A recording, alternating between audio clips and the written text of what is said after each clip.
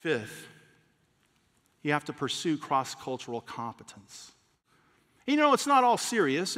It's actually a quite fun learning experience if you really get into it. In fact, I was preaching early on in the life of our church, and when we started our church for a couple of years, it was like bring your own chair. You know what I mean? It's like the kind of chairs like soccer moms carry and you get at Walmart. And I remember the double wide one with the two glasses. A lady was pregnant. She was in the front row, kicked up with her feet, you know, and I was preaching one day. So we decided it's time to get rid of those. So we got a chair. And of course, it wasn't like this. It was like the kind you're sitting in. And I bought one, about $25 a chair. And I put it on the stage that day. And I said, hey, for $25, we can buy chairs. Let's see if we can, do that. And I said earlier this week, I sat on the chair, and it actually felt pretty good to my buns.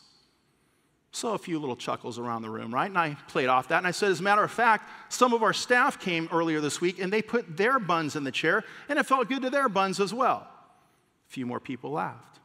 I said, now, some folks on our staff have bigger buns than others, right? But no matter how big your buns are or how small, why don't you come after the service, put your buns in the seat, and see if you like it, and if you do, contribute $25, and we can buy these chairs.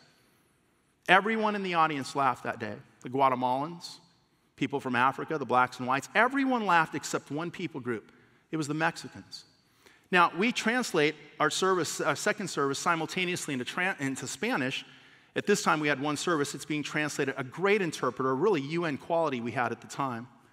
And she interpreted the term that I used for buns with a word that is the exact equivalent of that, non-offensive and everything. It's the word Nalgas. Now, and she used that term. Well, it turns out, and she was from Nicaragua, by the way, it turns out that in every country in Central and South America, Nalgas is a great translation of the term buns, non-offensive.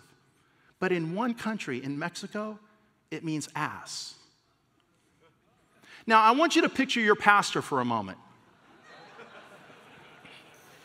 He comes before the body on a Sunday morning. He says, hey, we're trying to buy these chairs, and I put my ass in it earlier this week, and it felt really good to my ass. As a matter of fact, some of our staff came and put their asses in the chair this week, and it felt really good to their ass, too. And some of our church staff have bigger asses than others, but no matter how big or small your ass is, come put your ass in the chair after the service, and maybe we'll contribute and buy some chairs. That's how all the Mexicans heard it that day. So we learned a big lesson in pursuit of cross-cultural competence, and even the Nicaraguan great interpreter had to learn something that day about another people group. It's not always serious. There's a lot of fun involved in learning about people who are different than you so that you can walk and work and worship God together as one in and through the local church.